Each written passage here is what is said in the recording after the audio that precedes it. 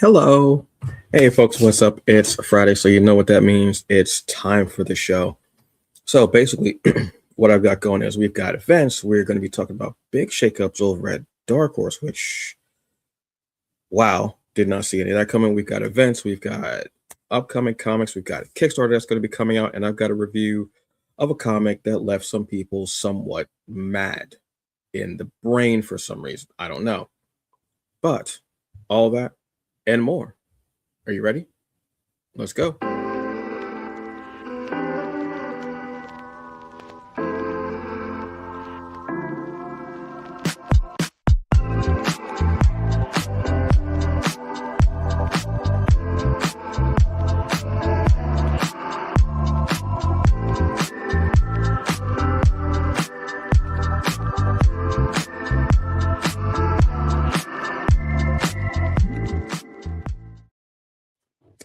Hey folks, what's up? And welcome to another episode of the Hungry Bleak Show. I am Antonio Pomares, aka the Hungry Bleak, the Hungriest man in the room. You can take that however you like. And how are y'all doing? Been a wild week, to say the least. My God. But I hope you're all doing well. I hope you drank water. Hope you take your vitamins. Hope you took your meds, whether it's for physical, mental, or emotional ailment, whatever it is. I hope it made you feel better so you can be the best you that you can be. That's not me policing you. I just want you to be the best you that you can be. So for the next half hour or so, sit back, relax, chill, listen to me talk about comics and geekdom stuff, and I don't know, have some tea, relax and chill. Cool? Cool. So we got a jam-packed show, so let's start right up with some comic book news. So this one was I don't even know how to describe this. So Mike Richards is gone from Dark Horse. Now he was like the founder and publisher of Dark Horse. This is big. I read this on the beat and I was like, wow. Whenever I think of Dark Horse, I think of Hellboy and I think of Mike Richardson. That's it. I always think of the white hair talking about comics. I remember watching a documentary, I can't remember how long ago, and it was, the different publishers. It might have been about Image and Wildstorm, like how they started, whatever. It might have been that. And he was one of the people and they're talking, because he's, Dark Horse is one of the biggest indie companies out there. So this is wild. So this has been reported. It's gone from the company. It's crazy. They're So I'll just read this for you actually. The move is not a surprise because Dark Horse parent company Embracer Group has been in financial distress for a few years now. So in the interim, Jay Comas from Middle Earth Group, which is also part of the Embracer division where Dark Horse was located, is going to be taking over in the interim as CEO. This is a huge shakeup. I'm very curious what this is going to be like going forward. What's going to happen? How does the company progress? I mean, he's been there for 40 years. That's a long time. Like, I'm 48. So he's been like the founder, or like the head of Dark Horse for over my lifetime. That's wild to me. I know he's obviously this dude's got like, something saved up, obviously. And with this amount of experience and obviously knowledge, everything, I want to know what Mike's next move is going to be. But I'm sure Mike is trying to figure things out and going there. Best of luck to you, Mike. I don't know you personally, obviously. But that's huge. That's wild. Something in comics is happening. There's a big shift, a big shake-up in the indie community, I want to say. Even like bigger indie companies like a Dark Horse or Image, there's something happening, but I'm noticing more of a change, more of a shift, as I keep saying, in the Black indie company. But I'm feeling it all throughout comics, all throughout geekdom in a sense, but all throughout comics especially. So this has been racking my brain all week. I'm like, wow, I can't imagine what happens with Dark Horse without Mike there. something to be thought about. What's the future of it? Pretty much everything that has happened over the last 40 years has had Mike's fingerprints on it.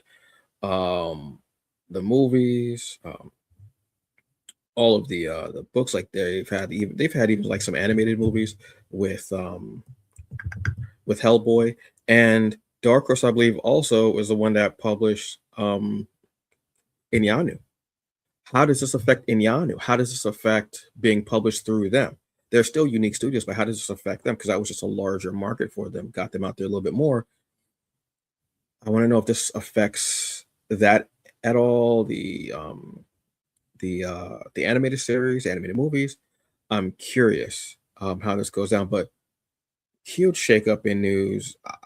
Did not see that coming. Mike Richards is gone from Dark Horse. Wow, 40 years. 40 years. That's unbelievable to me. Wow. Let's go on to, instead of endings, let's talk about some beginnings. So beginnings. So we have a new series that's going to be coming from Image Comics, which is going to be called, excuse me, which is going to be called, oh, sorry, which is going to be called Terminal. So this has got, like, if I read the names off on this one, this is ridiculous, the names that are on here. So as I'm just talking about, so we've got Robert Kirkman, Joe Casey, Andy Kubert, David Finch, and Arthur Adams. That's ridiculous. To have that amount of star power announcing a title is crazy. But yeah, this is a new one. Y'all know I'm a huge Image fan. They have some of their just great books, and just a really potpourri of pretty much everything that you could be looking for in all the different divisions, where it's Image, Skybound, Top Cow. I don't know if Shadowline still puts books out. I don't know, but that was one of their imprints as well. But you can tell this looks like and this is going to be said the most violent and unpredictable comic of the year is coming from Image, but also Skybound debuts in July. I kind of want to see what this is about, because I like, just the whole vibe and the look of it.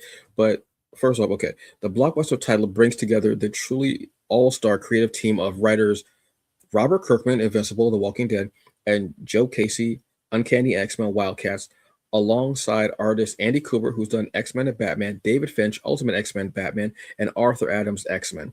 Colorist Dave McCraig, The Walking Dead Deluxe, because the deluxe is in color, haha, and letterer Russ Wooten. Russ Wooten is a name I say on here continuously because it does good work.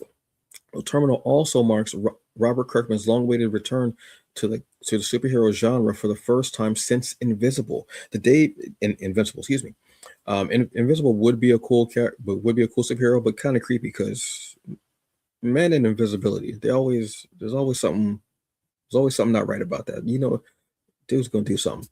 So the debut issue of the year's must-read superhero event arrives in comic book shops on July 22nd.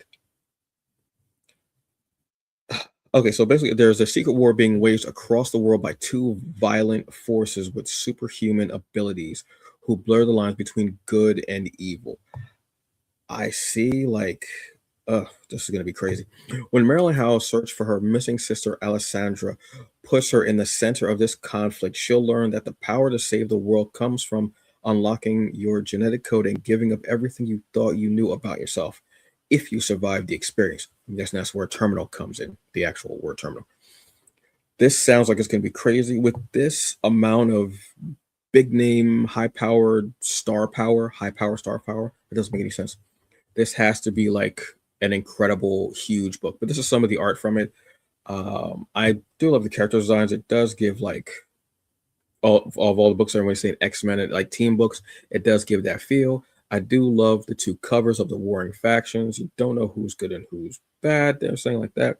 One of the things that drew me to it was, I mean, the cover art is absolutely dazzling, diabolical. I love it. It's beautiful, but it was this one right here, this picture right here. Absolutely. Whoops, let me go back. This picture right here knocked me on my ass. Give me a black female presenting character, buff warrior, knuckles ready, about to knock the hell out of somebody, and 9 times out of 10 I am in.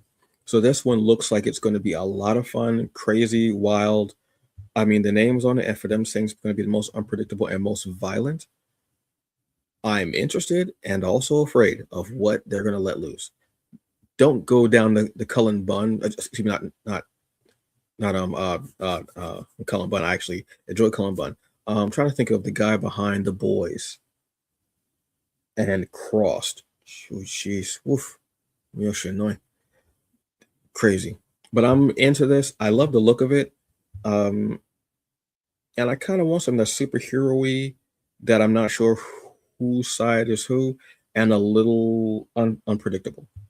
I need something's going to be unpredictable. Something's going to make me really get into it. I love that. The art looks incredible.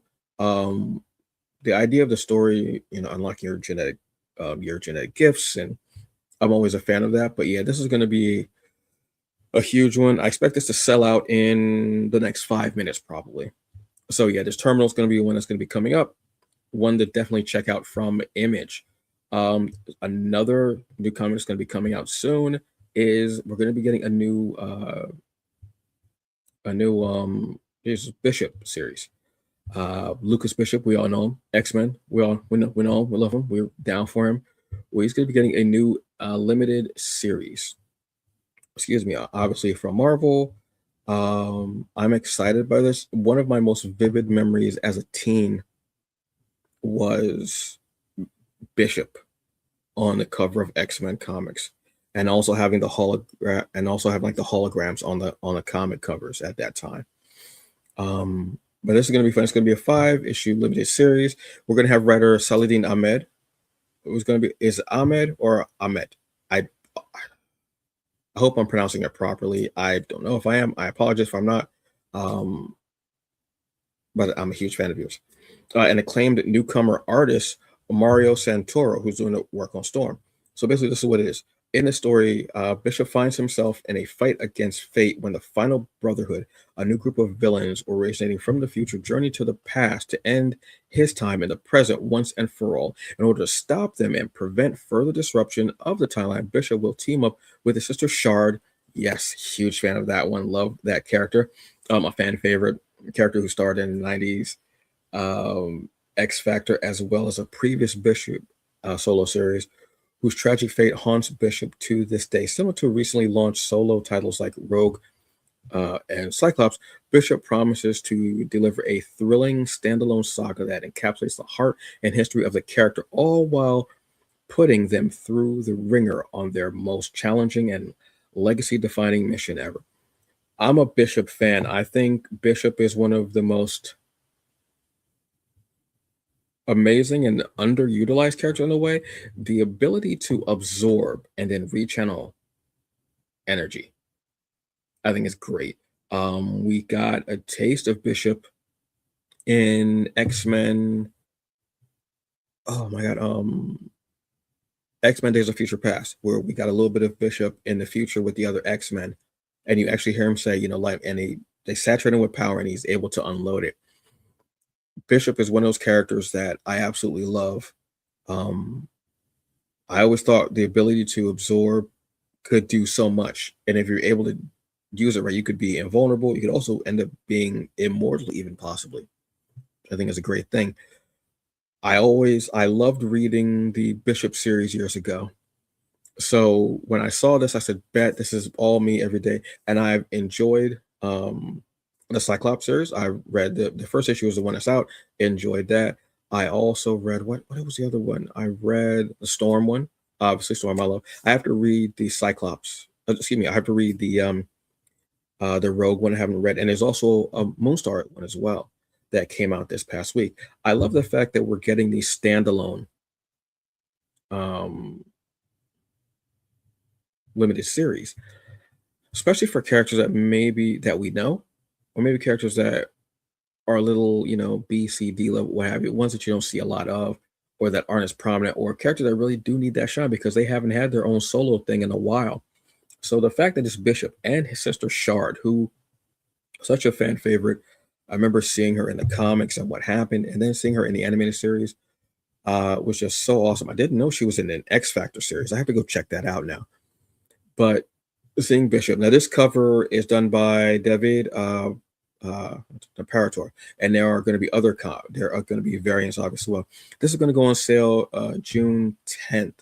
I am highly excited about this. Look at first off the Scotty Young one. I need absolutely need the Scotty Young. This is just absolutely this is yeah, that's just adorable. It is, and I'm a huge fan of Scotty Young's work. So yeah, that's awesome. This one from a Fabrizio del Tomaso is beautiful and yes, just giving everything like that. I would love if we were to get a um Warpath and like a Proud Star series where it was James and John. I would love that. But this is great. A huge Bishop fan because of the character's power, the character's origin being from the future, and the fact that the character's also Aboriginal. And I believe one of his powers also is that he can never get lost because he always knows in which direction he's supposed to go. I love that ability. If that I think that is a power that he has. So I absolutely love that. So yes, Bishop is getting a series. I am excited about it. I'm a fan of Bishop. I don't know what to tell you, folks. Next up for an event that I didn't know about until I think maybe today. I want to say today, possibly. Maybe it was today. I can never remember these things. I'm going to be honest with you. So there's an event called Comic Arts Fest. This sounds really cool, and I want to go. I absolutely want to go. This is going to be in New York. Obviously, it's in New York. And it is, let's see the date here. And then the date is April 24th through April 26th. So it's a Friday, Saturday, and Sunday. It's a nice little weekend thing. I think that's cool. So meet some of the world's most celebrated graphic novelists and comic book artists across a full weekend of conversations, master classes, screening, book signings, parties, workshops, featuring world-renowned artists such as Charles Burns, Elaine Usdin, Philippe Smith, Julie Rochelu, Benjamin Lacombe, and more. And this is being curated by Rodolphe Lachat. I hope I'm pronouncing your name properly. This looks pretty cool. I might actually want to go to this. So we have the prices for the tickets. So Festival Pass, if you're a member, $75. If you're not a member, it's $95. 28 and under is $45. If you just want to go Saturday, member 35, non-member 45. Um, uh, 28 and under, 28 and under. That's wild.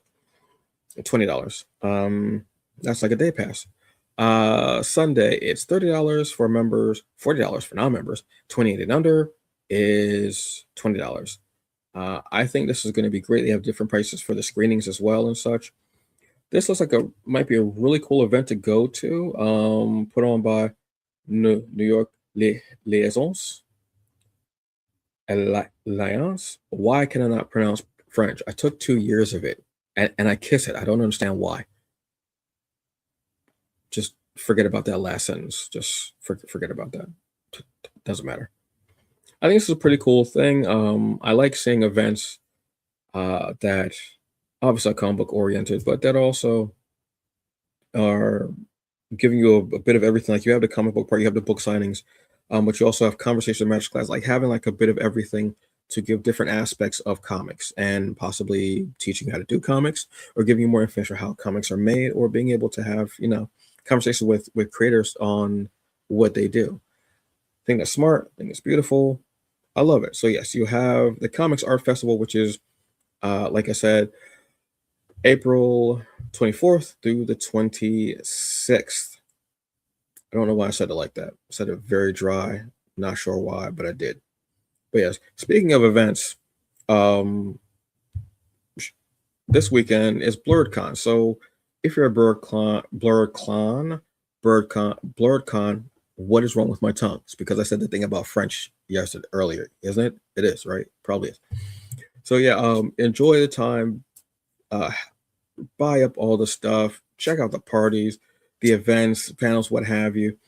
Be a part of it. I know Melanin Minds is there as well. Like, there's a whole bunch of people that are there. I mean, there's like everybody is there, except me. I'm here in Jersey with a hoodie on and just shaved my head. I love these events when people go to them and have fun. Like I said, go have fun, be safe. Safe travels to you if you're heading there. Safe travels to you when you're leaving and you have to go home. It's an amazing thing. Um, and I'm happy for everyone that's going there. So congratulations, everyone. Be safe and be happy. Next up, we've got Kickstarters. So I talked about a comic last year. Was it last year? Time doesn't mean anything anymore.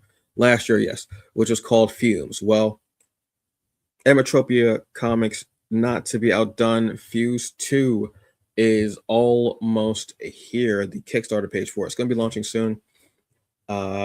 They've started, I think it started maybe yesterday or the day before. But yes, this is Fumes Book 2 from Emetropia Comics, M. Shy Dash and her immaculate crew of creators are doing it again. I'm so happy about this, and I believe that M. Shy is actually starting to script issue 3. There's no stopping it. Emetropia Comics is here. They have started it, and they are going to keep going. I'm so happy about this. So happy. It was a near future cli-fi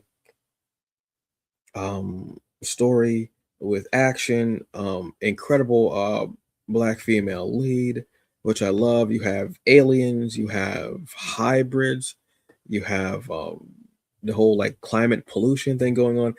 M. Shy has a great way of there's so many different genres in here and blending them all together. Cli-fi, horror, action, a bit of romance.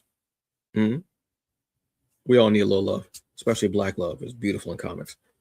Uh, so I'm excited to see what we're going to have this. So if you're able to, which you should, because you can go on your laptop, you can go on your tablet, you can go on your phone, what have you. Everybody's got a little mother box in their pocket. To go to Kickstarter and go and hit on notify me on launch.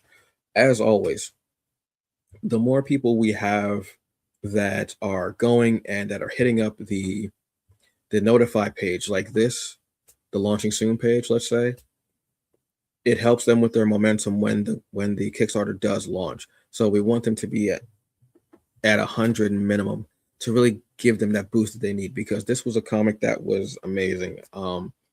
M. Shy is a type of writer where I was so interested in what she did with quirky black sci-fi tales that I had to actually get her poetry book, Woman in Sujud. I want to say his name.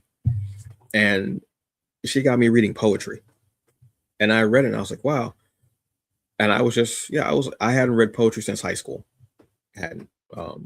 So it was very cool. So I had to check this out. And for her debut comic, not a debut writer, she's been writing for years and she's been speaking for years. But for a debut comic and for us to be her own company publisher was phenomenal. Yeah, just everything about this I'm here for. So I'm so happy for this. So yes, please go to Kickstarter, go to the Fumes Book 2 page, excuse me, and hit notify, and they will let you know either through notification on the Kickstarter app or through your email. You will be let know, and she'll obviously be posting it everywhere, as will everyone else be sharing it.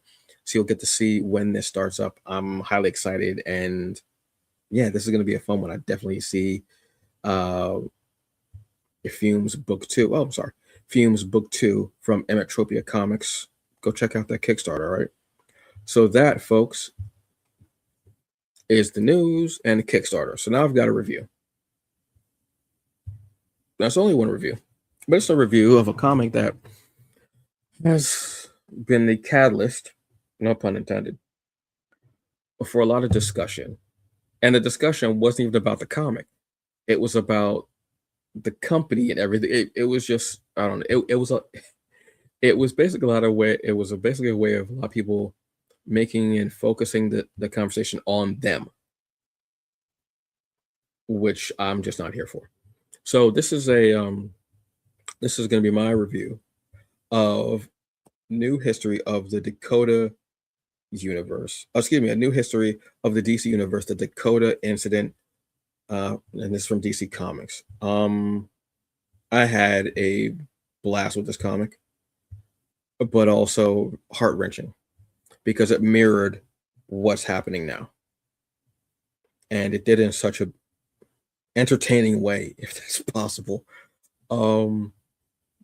Yeah, this comic has garnered a lot of attention, but not because of the story and everything, but because of how people just we're in an age where people just you know what, whatever. I'm just not even going to bother into it, honestly. So I haven't read any of the other new history of the DC universe books. I just haven't cared to, truthfully. I'm gonna be honest with you. But this one I had to because the amount of people who were in this book were ridiculous. We have this book in 3 acts. Let me actually just go to the end of the page because I had my notes here, but as always, but um, I actually, you know, so now, so the book is basically 3 acts, and we have a prelude and an epilogue. So in the first act, we have George P. Illich, excuse me. We have Valentino Delandro, who I've talked about before. I can't remember what book it was, but I definitely enjoy the work. And we have Marissa Louise as colorist. On Act 2, we have Stephanie Williams, huge fan. As the writer, we have Carlo Paglia, hope I'm pronouncing the name properly, and Stefan Sagvia on pencils. We have Jason Pax on ink, and we have John Keller. Oh, I'm sorry. Did not mean to do that. Oh, really? There we go. Oh, excuse me, John Kellyx on colors. Now we have Act 3. We have Morgan Hampton. Well, I'm trying to remember Morgan Hampton. I want to say Morgan Hampton. Oh, they were recently writing something, and it was cool as hell. God damn, so many comics come out. I have a hard time remembering everything. For artists, we have Fico Olsi, and on color we have Ulysses Adiola. Ulysses. That's a really cool way to spell Ulysses, actually. Nice. And for prelude and epilogue, we have Nicholas Draper Ivy as the writer, not the artist, but the writer. That's what threw me. I knew Nicholas was working on the book, and I was looking for the art, and I was like, oh, maybe change up his art style or something, because I think Nicholas would change up the art style just because. But no, he was a writer on this, which I loved what he did when he and Vida Ayala were co-writing Static. I thought it was one of the best things possible. So I love seeing Nicholas take on writing duties and do the prelude and the epilogue, which is awesome. We have Edwin Goldman as artist and Andrew Dollhouse as colorist. And now on everything, we have And World Design. Y'all know I always talk about them. I love them. And World Design and Deron Bennett taught me what a letterer does. So I'll always give him credit when he talked about what a letterer does. Because it was the first time I saw someone actually ask, as a letterer, what do you do? A lot of people don't know. They know the writer, they know the artist, they know color, but they don't know what a letterer does. I'll always give credit, and I'll always say thank you for that. Story coordination was by Mark Wade. We also have, excuse me, the editor for this was Marquise Draper. But I love the fact they say special thanks to Reginald Hudland, Dennis Cowan, and Milestone Media. So yes, this is the Dakota incident. This stems from everything that's happening in this series of books. I think there have been 3 others out there, but this one specifically deals with the Dakota incident, which we all know is also another name for the Big Bang. But there's something different here. This book is basically about time travel. And what happens is a character comes from now. This is several years in the future in Dakota City. Their past is changed. Again, I don't know the previous book, so this could possibly be part of that because of time travel. We see a character who is the child of Rocket and the protege of Static. I love that idea. You can see, even in the costume, you can see a huge influence from Rocket, possibly some Static. I want to say, I don't know, maybe a little bit of, for some reason, I feel like I'm getting a little bit of Mr. Terrific. I don't know why, but I think I am. And how he's sent back, and the character witnesses the events that caused the Milestone universe as we know it. But there's a change. So we see the Big Bang. We see each of the characters being introduced as well. We see Icon. We see uh, Hardware. We see Blood Syndicate. We see all of them, but there are slight changes to it, and everything comes to a summit where there's an event where when the Big Bang happens and we have all these metahumans, and there's such a concentration of metahumans in Dakota City that the government gets involved. And Luther is present. He says, no, we can't have this. It sends troops, everything there, and they're all going to try and either they sign up or you detain them, take them out. So there ends up being this kind of coalition of the characters of Rocket, of Icon, Bloodstone, all kind of get together and fight these interlopers from coming in, these colonizers, for lack of a better term, coming in. But I love how you see the way each of the characters are introduced and almost like origin, and they send in the Suicide Squad as well as these other troops. So we get a chance to see Bronze Tiger. If I could get a book with Bronze Tiger and Vixen, not necessarily together, but just as a team for some reason, give me a maxi series, 12 issues, Stephanie Williams. Yes, please. I want something that centers around Vixen, Bronze Tiger. I don't care who's lead, doesn't matter. I want that so badly. Please. And Bronze Tiger, in the middle of this, we see that Captain Boomerang is racist, which I never actually thought about, but in this book makes sense. He could be racist. I've never read a Suicide Squad book, so I don't know. But we see that Bronze Tiger begins to realize this isn't the fight. This isn't what I should do, and he risks being killed, his head blowing up for this, which I loved. As he's pulling punch and he decides not to fight, to stop. So as we see this happening, and there's the big fight, and he even goes to save a child and everything, and we see Captain Atom going up against Icon. Ooh, never thought about that. That's more exciting than Icon and Superman. I'm going to be honest with you. That's way more exciting. At a certain point, we have the Holy Trinity comes in. Batman, Superman, and Wonder Woman come in to stop this. And they say, look, this is not what we're going to do. This can't happen. We can't have this fight. This is not right. This is not what we do, especially not on our soil. So President, everybody, the whole cabinet comes in, and we see Jefferson Pierce, Black Lightning, comes in, and he's like, look, this is what you guys should do, what have you. But he says, as a father and as a black man, I wouldn't do a damn thing. That's it. And he tells him that. At a certain point, they have a stalemate. Sign this. Sign this. None of you here use your powers. There's no superheroing, nothing. You sign this, and we will stop. This will make peace. And as they're having this conversation, yes, Hardware and Icon are in the room. They take Rocket and Static out of the room because they think that they're going to be the ones that won't be able to handle it.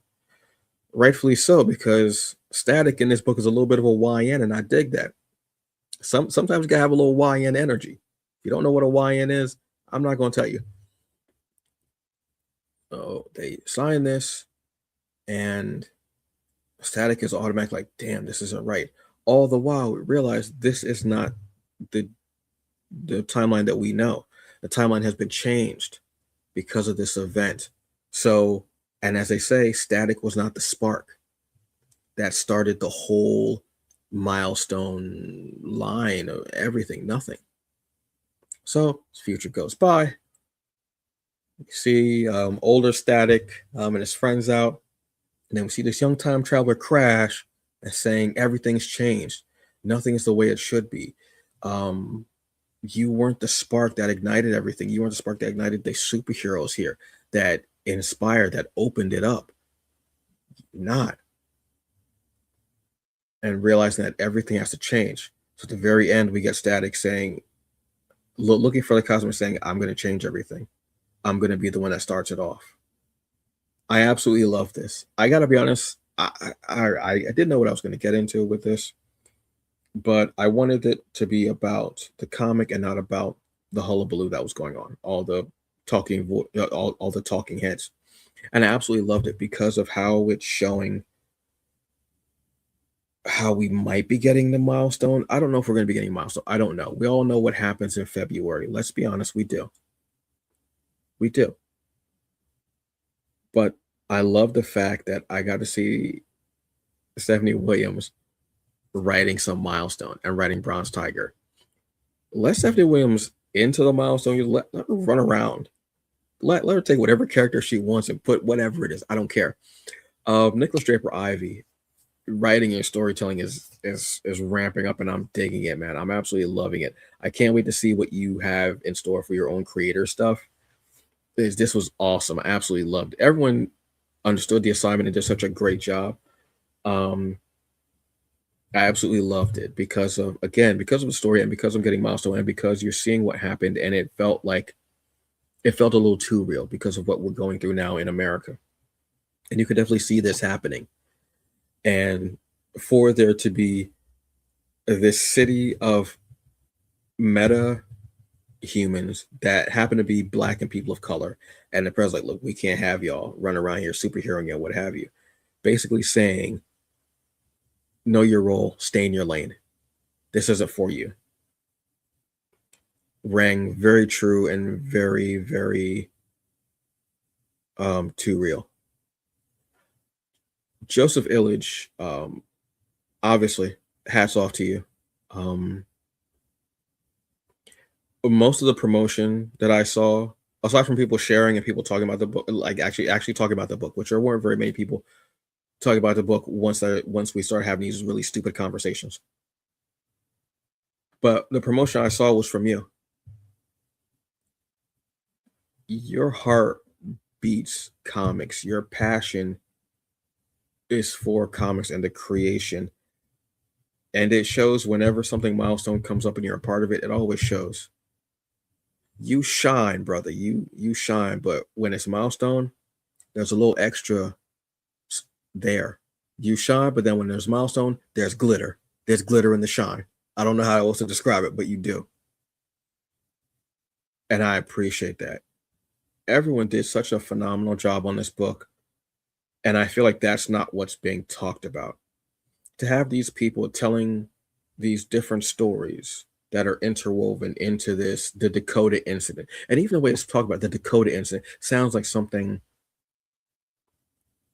political, sounds like something that involves the government sticking their nose into a situation in the worst way possible or where it shouldn't be involved at all.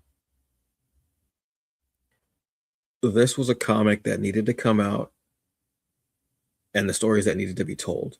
And I'm so glad that the people that were a part of this book told that story. Between seeing Rocket's son, seeing a bit older Static, seeing Bronze Tiger mix it up, seeing Icon and Captain Atom knuckle up, which I need to see something like that again. That was awesome. I absolutely loved. Um, the story was not just dynamic as well and featuring action that we needed and having these artists showcase what they can do with their lighting and their shading and their inking and their colors and everything about in their lines, but also portraying such a story that is entertaining us, but also is showing us that this is what's happening in our world today. You all did such a phenomenal job with that.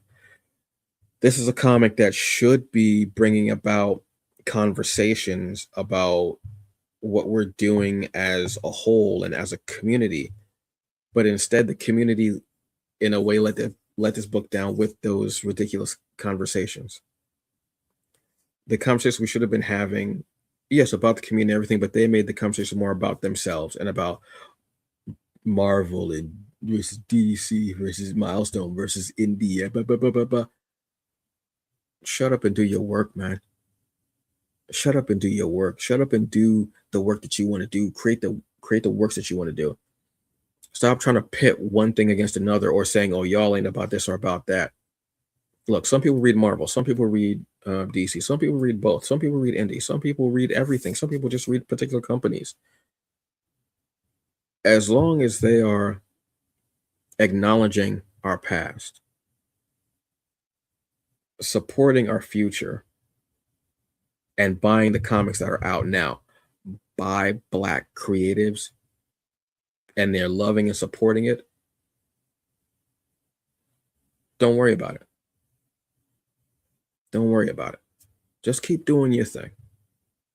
Okay? Don't worry about this other stuff. The one thing I will say about the conversations that were being had, those conversations about the talking heads, is the fact that they shook the tree and we found out who is for us and who isn't for us, who's about it and who ain't. This book definitely had me at the end really thinking, and I love that. I love a comic that can entertain me. I love a comic that can make me laugh, that can make me love, that can make me cry, that can make me think. A comic that can entertain me. This comic did a bunch of stuff, and it had me really there. It made me want to go back and reread the old Icon and Rocket, the old Static, Blood Syndicate, especially. It really made me want to go read Blood Syndicate and Shadow Cabinet. So on that, I gotta say, y'all did amazing job with this book. Absolutely phenomenal. Thank you. Thank you very much for making it, bringing it up. Are we going to get more Milestone? I have no idea. I would love to have more Milestone, obviously. I would love to have um, uh, Power Company that we had last year. I would love to have that. Are they going to do it? I don't know. But in the meantime, if we're not going to get it, what have you, I'm going to rock with those creators who are doing the stuff that they're doing now. Milestone had an amazing place in our minds, hearts, and desires, and it inspired so many of us and showed us what is possible. But in the time that it's been gone, we have had the next generations rise up and create comics and characters that we love, that we fear, that we hate, that we rejoice over, that we can't stand, that a bunch of things. So if we get Milestone back, outstanding, absolutely cool. I'm down. Let me see what they also depending on who they got going, because I love seeing new blood being brought into this. If we don't, it's okay. Because those same creators that were a part of this book and other Black creators out there, I'm rocking with them and I'm loving what they're doing. Both can be true, folks. You can acknowledge Milestone, you can be down with them, and you can also see all these cool creators doing their own things as well. And if they are writing for Marvel or DC or drawing or whatever work they're doing for Marvel or DC, that's cool. Let them get their money. Let them get their money out there, their names out there. Let them get their high profile work, do the thing. And that's cool. But a lot of them are looking also at, what have I got in the back here? What have I got in my own head? What ideas, what stories do I have coming out? And they've got stuff that is absolutely phenomenal. A lot of the great stuff that I read, that I talk about on here, are people who have done work from Marvel and DC. But their creator-owned stuff, that's what I really vibe with. That's what I really run to. But if I see them on these books, yeah, I definitely want to check out and see what you did with this character, especially when it's characters that I don't see often and I miss them and I love them, or characters I'm not familiar with, and they are my gateway to that character. I love that. I love that. But community, Black and geek community, let's not make the conversations about us. Let's make it about the creatives and the books and the conversations that they're really supposed to be bringing out, not the conversations where you're making a center around yourself as a creative. And oh, they're not realists, they're not real. Stop. Read the comic, talk about it, talk about people who were on it. That's what it's about. It's not about you. It's about the work. All right. So on that note, folks, I don't have anything new as far as food. I don't have anything new as far as restaurants. I haven't really been out. I've been cooking. Been cooking a lot. The other night I made teriyaki chicken. Teriyaki chicken and broccoli florets. It's not a big thing, but it was good to me, and I loved it. But in the next few weeks, I will hopefully have some new stuff to talk about. I'll be going up to New York in a few weeks to do something. Hopefully it should be fun. I'll be telling you about some new events, because there's some events coming up. There's BookCon is coming up. Anime NYC I'm trying to go to possibly. There's the Comic Art Fest that I just told you about, that as well. So there's a lot of stuff going on that I want to talk about, that I want to be out there as far as restaurants and food, because this is what I do. This is where I am. So on that note, folks, you have a very good day. You enjoy the rest of it. Please be safe out there. Read a comic, wear something comfortable, drink your tea, eat pancakes with crispy edges. If they don't make you pancakes with crispy edges, they never loved you. Remember that. They never loved you. And I will see y'all later. Sophie's, yes. Sophie's, yes. I just reminded of Sophie's. Yes, Sophie's, empanadas. All that, yo. You about to bring a tear to my heart. It's not fair. Sophie's empanadas are bad. They're chicken empanadas. If you go there and you get like go there when they have like the turkey, the shredded turkey with the juice and everything, and then you get the beans and rice. Yeah, run it, run it. I will see. Now you're making me think. You're making me think. Yeah, yeah. Damn. Now I'm getting hungry. All right, y'all. So thank you for reminding me about the food. Jeez. Y'all have a very good day. Enjoy the rest of it. Please be safe. Read comics that are fun, that are entertaining, and that you enjoy. Novels as well, games, whatever it is that you do, enjoy it. Have fun. We got a lot going on out here, folks, and it's hard. I'll see y'all later. As always, fuck Trump and abolish ICE. Peace.